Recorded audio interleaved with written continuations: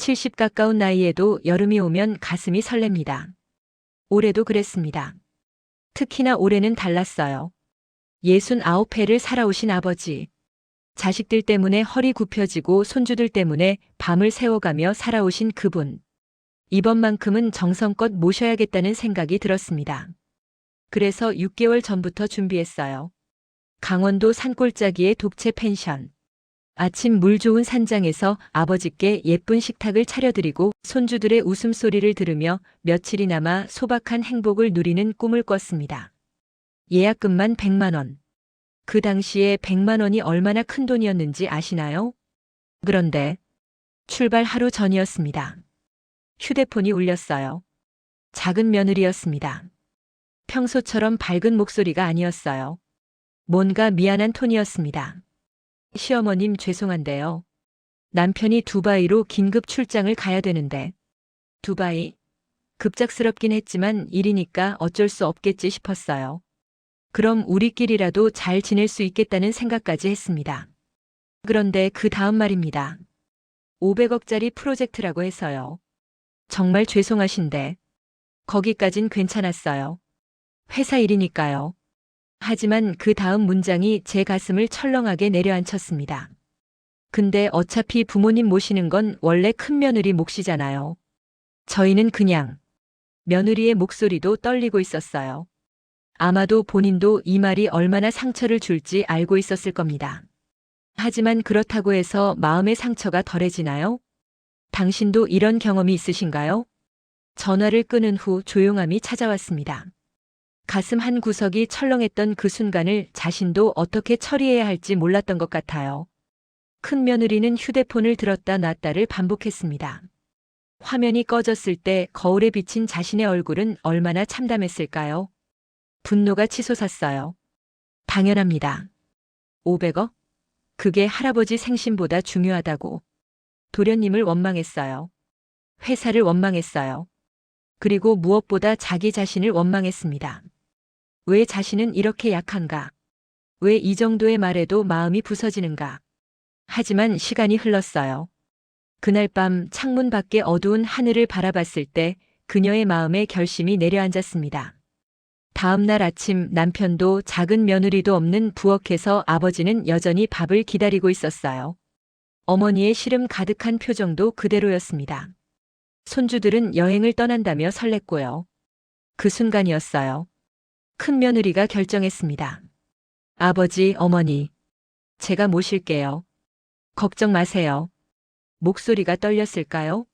아니면 당당했을까요? 아마도 그 둘 다였을 겁니다. 떨리는 목소리 속에 당당함이 담겨 있었을 거예요. 그 말이 나가자마자 뭔가가 바뀌었어요. 분노는 여전했지만 그 분노는 더 이상 절망이 아니었습니다. 그것은 결연함으로 변했어요. 아버지를 모시기로 한 결심 앞에서 자신의 상처는 한 발 물러섰습니다. 6시간의 장거리 운전. 그동안 아버지의 피로를 살피고 어머니의 배려를 생각하며 손주들의 안전을 지키는 것. 펜션에 도착해서는 직접 준비한 반찬으로 식탁을 차리는 것. 밤중에 어머니가 챙겨야 할 약을 기억해두고 미리 옆에 놔두는 것. 이 모든 것을 혼자 감당하기로 했어요. 하지만 그렇게 감당하면서 그녀는 깨달았어요. 효도란 거창한 것이 아니었습니다. 의무도 아니었어요. 누군가의 강요도 비교도 아니었습니다. 효도는 선택이었어요. 당신은 어떤 것을 선택하시나요? 새벽 5시. 아직 하늘이 검은데 큰 며느리의 눈은 맑았어요. 6시간의 운전. 야속한 남편 때문에, 억울한 마음 때문에, 가슴 한구석의 상처 때문에. 그럼에도 불구하고 핸들을 놓지 않았습니다. 백미러로 비춰지는 아버지와 어머니의 모습이 자신을 움직이게 했어요. 아버지, 어머니. 앞에 휴게소 있으니 잠깐 쉬어가세요. 목소리가 밝았어요. 피곤한 기색을 드러내지 않으려고 아버지 어머니의 마음까지 챙기려고 그렇게 밝게 말했을 겁니다. 결국 도착했어요. 바다가 보이는 독채 펜션. 창밖으로 펼쳐진 강원도의 푸른 바다. 손주들은 환호성을 질렀어요. 하지만 더 놀라운 건 아버지 어머니의 표정이었습니다. 그 순간부터 모든 것이 부모님 중심으로 돌아갔어요. 새벽부터 챙겨준 아버지가 좋아하는 진지, 미역국, 계란말이, 시래기 무침. 마트에 갔을 때 살짝 곁눈질했던 것들을 다 기억했어요. 어머니의 것까지. 당뇨 때문에 피해야 할 반찬, 혈압약을 먹은 후에 챙겨야 할 밥. 모든 것이 계획되어 있었습니다. 약 먹을 시간이 되면 미리 물과 약을 준비했어요. 아버지, 약 드실 시간이에요. 그 말이 얼마나 달콤했을까요? 누군가 자신을 챙겨주는 느낌. 수십 년을 살아오면서 자식을 챙기느라 자신의 건강은 뒷전인 부모님에게 그제야 누군가가 자신을 챙겨주는 경험이 찾아왔어요. 산책도 그랬어요. 아버지, 저기 소나무 길이 좋다고 하던데 천천히 한 바퀴 돌아볼까요? 제가 팔 잡아드릴게요. 손을 잡은 아버지의 손이 얼마나 작아 보였을까요? 어렸을 적 자신을 안아주던 그 손이 이제는 자신이 잡아줘야 하는 손이 되었다는 게 그게 얼마나 자연스럽고도 아팠을까요? 그렇게 이틀이 흘렀어요. 마지막 저녁. 아버지는 밥을 한 숟갈 떠먹다가 수저를 놨어요. 목이 메었나 봐요. 이런 대접. 처음 받아본다. 목소리가 떨리고 있었습니다. 그 말이 나오자마자 큰 며느리는 말을 잃었어요. 목이 메었습니다. 눈가가 뜨거워졌어요. 그리고 천천히 무언히 고개를 숙였습니다. 이게 효도인가요? 아니면 사랑인가요? 아버지가 받은 대접이 특별한 것일 리가 없어요. 다만, 진심이었을 뿐입니다. 진정한 대접은 거창함이 아니에요. 상대를 온전히 생각하는 마음이 깃든 작은 배려들이에요. 당신은 누군가에게 그런 진심을 전하고 있나요? 70 몇 년을 살아오면서 아버지는 많은 일들을 경험했어요. 자식들이 태어나고 자식들이 커가고 자식들이 결혼하고 그 과정에서 상처받기도 하고 외로워하기도 했습니다. 하지만 대부분의 경우 아버지는 그것을 꺼내 말하지 않았어요. 부모는 그런 것이니까요. 여행에서 돌아온 지 사흘째였습니다. 전화가 울렸어요. 작은 며느리였어요. 아버지, 여행은 별로였어요? 두바이 프로젝트 잘 마무리됐다고 해서 이번엔 저희도 언제 함께 뵐 수 있을지 계획 세우려고요. 그 말투는 참 자연스러웠어요. 아무것도 없었던 듯이. 자신이 비우고 간 자리가 어떤 의미인지 모르는 듯이. 하지만 그 순간 아버지는 뭔가가 끊겼어요. 오랫동안 삼킨 말들이 있었나 봐요. 별로? 아니다. 목소리가 단호했어요. 평소에 부드러운 아버지가 아니었습니다. 왕처럼 대접받았다. 큰 며느리가 정성껏 챙겨줬어. 그것이 진심이 뭔지 가르쳐줬다. 전화 너머에서 작은 며느리의 목소리가 작아졌어요. 아, 네. 그렇구나. 대화는 거기서 끝났어요. 아버지는 수화기를 내려놓았습니다. 그날 밤 아버지는 한 가지 결심을 했어요. 남편이 아내에게 하는 말의 무게, 자식이 부모에게 드리는 관심의 의미, 며느리가 시부모에게 보여주는 진정성의 가치. 이 모든 것을 분명히 보고 느꼈어요. 아버지는 조용히 생각했습니다. 내가 잘못 사랑했나? 아니면 내가 사랑을 너무 당연하게만 생각했나? 마음이 무거웠어요. 하지만 동시에 명확했어요. 어디를 향해야 할지, 몇 년이 더 남았는지 알 수 없는 인생 속에서 진심을 다하는 것이 얼마나 중요한지를 이제야 깨닫게 된 거예요. 집안의 온도가 달라졌어요. 왜 어떤 사람의 말은 마음에 닿고 어떤 사람의 말은 그렇지 않을까요? 그건 거창함이 아니라 그 말 뒤에 있는 진심이 있고 없고의 차이예요. 아버지는 이제 알았어요. 큰 며느리가 보여준 것은 단순한 봉사가 아니었습니다. 효도가 아니었습니다. 그것은 사랑하는 방법이었어요. 아버지의 눈빛이 달라졌어요. 당신은 주변 사람들에게 그런 사랑을 보여주고 계신가요? 아니면 당신도 아버지처럼 지금이라도 늦지 않았다는 걸 깨닫고 싶으신가요? 일주일이 지났어요. 아버지는 변호사 사무실로 향했습니다. 마음이 정했거든요. 명확했어요. 이것은 분노가 아니었고 벌 주려는 것도 아니었습니다. 다만 정이었어요. 분당 70평 펜트하우스. 현재 가격 50억 상당. 이를 큰 며느리에게 증여하고자 합니다. 변호사가 고개를 들었어요. 신중하신 결정이시길 바랍니다. 가족 간 분쟁의 여지가. 아버지는 이미 알고 있었습니다. 하지만 흔들리지 않았어요. 나는 내 인생을 올바르게 마무리하고 싶습니다.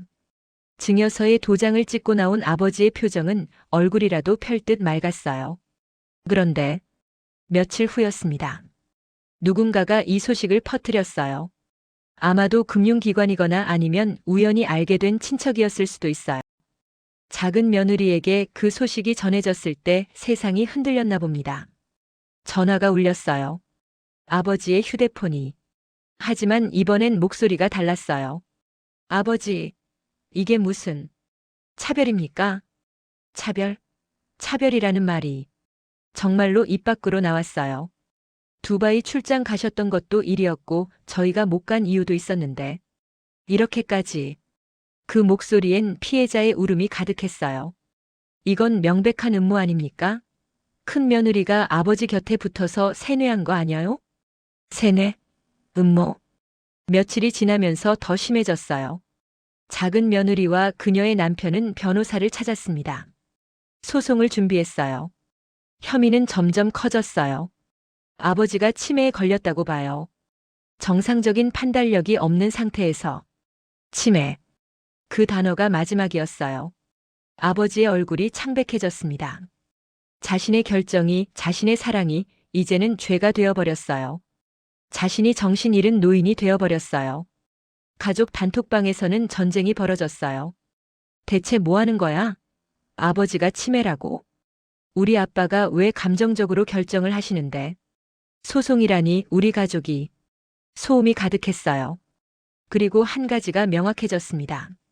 작은 며느리는 의무가 있을 땐 벗어났어요. 부모님 모시는 건 큰 며느리 몫이라며. 하지만 아버지가 자신의 선택으로 무언가를 주기로 결정했을 땐 손가락질을 했어요. 차별이라며. 음모라며. 심지어 아버지의 정신까지 의심했어요. 의무는 외면하고 권리만 외치는 사람. 탐욕이 얼굴을 드러냈어요. 고운 가면이 벗겨졌어요. 아버지는 생각했어요. 내가 잘못한 걸까? 내가 진심을 다한 며느리를 챙겨준 게 잘못됐을까? 아니면 처음부터 이렇게 살아온 내가 문제였을까? 당신은 알고 있나요? 어떤 사람은 당신에게 줄 때만 그것을 감당하고 당신의 선택에는 입을 다물어야 한다는 걸. 의무는 다하지 않으면서 권리만 주장하는 사람은 또 얼마나 많은가를요? 당신은 지금 그런 사람을 만들고 있지 않나요? 법정은 침묵으로 가득 찼어요. 아버지는 피고석에 앉아 있었습니다. 의외로 고요했어요. 평온했어요. 마치 오랜 준비를 끝낸 사람처럼. 작은 며느리와 그녀의 남편은 원고석에서 불안해하고 있었습니다. 변호사가 일어섰어요. 작은 며느리 쪽의 변호사였습니다. 피고인은 신체적 혹은 정신적 위협을 통해 피해자로 하여금 재산을 증여하도록 강요했습니다. 그 증거로 CCTV 영상을 제출하겠습니다. 화면에 영상이 떠올랐어요. 확실히 그 영상 속에선 아버지가 큰 며느리를 억지로 끌고 가는 것처럼 보였습니다. 조작이 정교했어요. 법정 안에 몇몇 사람들이 고개를 끄덕였어요. 그것이 증거라고 생각하며. 하지만 작은 며느리의 변호사가 말을 이었을 때였어요. 또한 피고인은 노인성 치매 판정을 피하기 위해 정신과 의사에게 뇌물을 주었을 가능성이 높습니다. 저희가 확보한 증인. 그때였어요. 아버지의 변호사가 일어섰습니다. 이에 있습니다, 판사님. 목소리가 명확했어요. 저희는 원본 CCTV 영상을 확보하고 있습니다. 피고인과 피해자로 주장되는 큰 며느리가 펜션에서 함께 있는 영상입니다. 그 영상에는 어떠한 협박이나 강요도 없습니다. 오직 사랑이 있을 뿐입니다. 화면이 바뀌었어요. 펜션 현관에서 아버지가 큰 며느리의 손을 부드럽게 잡고 있었어요. 산책을 하는 모습이었어요. 아버지는 웃고 있었어요. 진심의 웃음이었어요. 법정이 달라졌어요. 조용한 숨을 쉬는 소리가 들렸습니다. 아버지의 변호사는 계속했어요. 또한 정신감정 결과서를 제출하겠습니다. 피고인은 73세 고령이면서도 정상적인 인지 능력과 판단력을 갖추고 있다는 대학병원 정신과 전문의의 공식 진단입니다. 종이가 넘어졌어요. 판사의 손으로. 작은 며느리는 창백해졌어요. 그녀의 남편도 마찬가지였습니다. 아버지의 변호사는 한 발 더 나아갔어요. 마지막으로 이 통장 내역을 보시기 바랍니다. 피고인이 원고인들에게 지난 10년간 정확히 얼마를 지원했는지 기록되어 있습니다. 학비, 주택 마련 자금, 사업 자금 모두 합쳐 15억을 넘습니다. 통장 내역이 떠올랐어요. 모두가 볼 수 있는 화면에. 그럼에도 불구하고 정작 피고인이 도움을 청했을 때 손을 내밀지 않은 자들이 이제 와서 피고인을 치매 환자 취급하며 재산을 요구하고 있는 것입니다. 침묵이었어요. 무거운 침묵. 이것이 효도일까요? 이것이 자식일까요? 판사가 천천히 고개를 들었어요. 그리고 가장 심각한 부분입니다. 원고인들이 제출한 CCTV는 조작되었습니다. 저희가 확보한 원본과 비교하면 특정 부분이 편집되고 각도가 변조되었음이 명백합니다. 작은 며느리가 일어섰어요. 아닙니다. 그건 자리에 앉으시기 바랍니다. 판사의 목소리는 차가웠어요. 며칠 뒤 판결문이 내려졌습니다. 원고인의 모든 주장을 기각한다. 피고인 어의 증여 행위는 명확한 판단력 하에 이루어진 정당한 결정이다. 원고인들이 제출한 위증과 증거 조작은 별도의 사건으로 검찰에 고발한다. 법정에서 나온 아버지의 눈빛은 달랐어요. 승리감이 아니었어요. 슬픔이었어요. 자신의 자식들이 법정에까지 나왔어요. 거짓으로 무장한 채로 부모를 치매 환자 취급하며 거짓은 무너졌어요. 조작도 드러났어요. 하지만 남은 건 깨어진 가족이었어요. 당신도 알고 있나요? 진실이 항상 승리하는 건 아니라는 걸. 하지만 진실이 드러났을 때의 대가도 매우 크다는 걸. 아버지는 생각했어요. 돈이 중요한 게 아니었어요.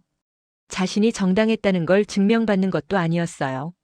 남은 건 혼자라는 생각뿐이었어요. 당신 곁에 있는 사람들. 정말로 당신을 사랑하는 사람들일까요? 아니면 당신이 줄 때만 곁에 있는 사람들일까요? 판결 이후 1년이 흘렀어요.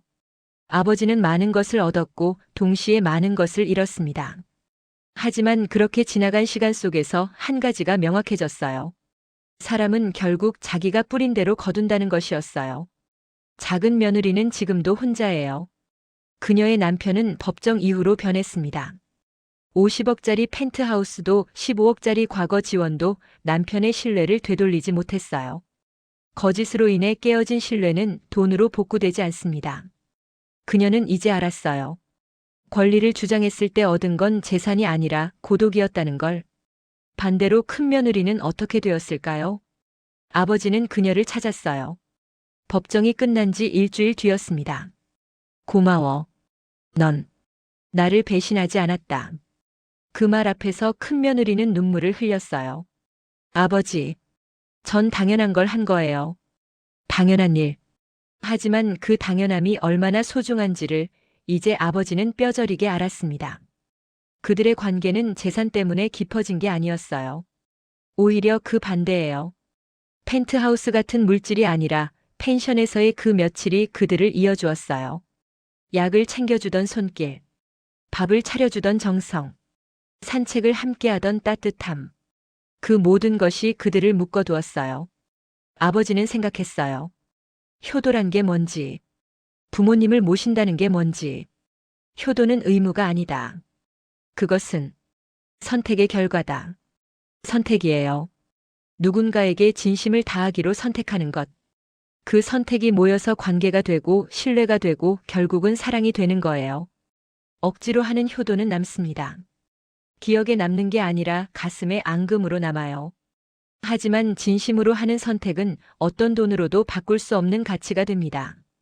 큰 며느리가 받은 건 펜트하우스가 아니었어요. 그건 결과일 뿐이에요. 그녀가 정말로 얻은 건 아버지의 신뢰였어요. 그리고 아버지도 그녀로부터 얻은 게 있어요. 자신이 아직도 사랑받을 가치가 있는 인간이라는 확신이었어요. 세월이 더 흐르면 아버지가 없어질 거예요. 펜트하우스는 여전히 벽으로 남겠지만 그 집 안에 담긴 추억들은 영원할 거예요. 반면 작은 며느리는 남은 게 뭘까요? 50억? 아니, 그건 아버지가 주지 않았어요. 대신 그녀가 얻은 건 후회였어요. 내가 왜 그 여행에 함께 가지 않았을까? 그 질문이 밤마다 찾아올 거예요. 당신은 알고 있나요? 효도의 값은 계산되지 않는다는 걸. 그것은 은행 통장에 표시되지 않아요. 법정에서도 증명되지 않아요. 효도의 값은 마음이에요. 진심으로 부모님을 모실 때의 그 따뜻함. 아버지가 말씀하신 밥 한 끼의 정성. 어머니를 챙기는 약 한 알의 무게. 그런 것들이 모여서 만드는 온기. 그것이 효도의 참된 값입니다. 당신은 지금 무엇을 선택하고 있나요? 의무처럼 보이는 효도를 하고 있나요? 아니면 진심으로 누군가를 선택하고 있나요? 늦지 않았어요. 지금이라도 당신의 선택을 바꿀 수 있어요. 당신은 혼자가 아닙니다. 이 말이 이 세상 누군가에게 닿기를 바랍니다. 오늘 우리가 함께 본 이야기 기억나세요? 아버지의 칠순을 축하하고 싶었던 마음에서 시작된 여행. 그 여행을 통해 펼쳐진 진심과 거짓, 선택과 책임의 이야기요. 이 이야기는 누군가의 이야기이면서 동시에 우리 모두의 이야기예요. 당신 곁에도 있지 않나요? 의무는 외면하면서 권리만 주장하는 사람? 아니면 당신이 마음을 다해 무언가를 해줬을 때 그것을 당연하게만 받아가는 사람? 혹은 당신이 그런 사람은 아닐까요? 우리는 종종 착각합니다. 효도는 의무라고 생각해요. 자식이 부모를 모시는 건 당연하다고 생각해요. 남편은 가정을 책임져야 한다고 생각해요. 며느리는 시부모를 존경해야 한다고 생각해요. 하지만 아버지는 깨달았어요. 그게 다 선택이라는 걸. 진심으로 누군가를 대하기로 선택하는 것. 상대의 마음을 읽고 챙기기로 선택하는 것. 때론 자신의 상처를 내려놓고 상대를 안아주기로 선택하는 것. 그 모든 게 선택이에요. 그리고 그 선택의 결과는 누구도 빼앗을 수 없어요. 법정에서도 거짓으로도 돈으로도 말이에요. 큰 며느리는 재산을 얻었지만 더 중요한 걸 얻었어요. 아버지의 신뢰. 그것이 어떤 펜트하우스보다 귀했어요. 작은 며느리는 돈을 원했지만 얻은 건 후회와 고독이었어요. 차이가 뭘까요? 진심이에요. 당신도 지금 누군가의 앞에 서 있어요. 혹은 누군가가 당신의 앞에 서 있어요. 그 관계 속에서 당신은 뭘 선택하고 있나요? 의무처럼 마지못해 주고 있나요? 아니면 진심으로 마음을 다해주고 있나요? 늦지 않았어요. 지금 이 순간부터 당신의 선택을 바꿀 수 있어요.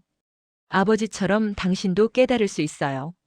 아버지의 칠순 여행처럼 당신도 누군가에게 그런 날을 만들어줄 수 있어요. 그리고 혹시 당신도 작은 며느리처럼 후회하고 있지 않나요?